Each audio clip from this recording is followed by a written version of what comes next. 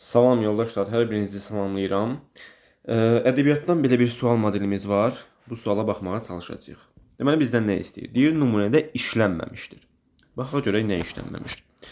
Hər tərəf bürünüb yaşıla ala, sanki meşə dalıb şirin xəyala. Ürək məcrasından çıxır az qala, dəli çaylar kimi coşmağım gəlir. Bax burada hər bürünüb. Hər tərəf ala yaşla bürünüb olmalıdır. Bürünüb, feilin, xəbərin əvvələ keçməsi nə hesab olunur? İnversiya. Deməli burada inversiyamız var. İnversiyanı çıxartdıq. Bizə işlənməyən lazımdır.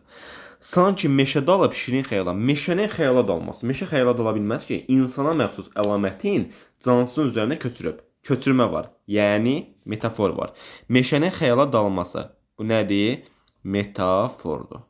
Metafor. Metafor da işlənib. Metaforu da çıxartdıq.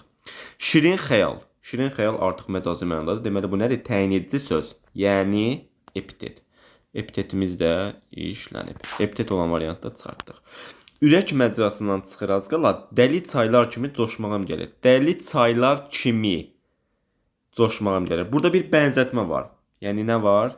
Təşbeh. Dəli çaylar kimi bizim təşbehimizdir. Təşbeh də işləm çıxdıq. Amma burada metonimiya, yəni ad dəyişmə yoxdur.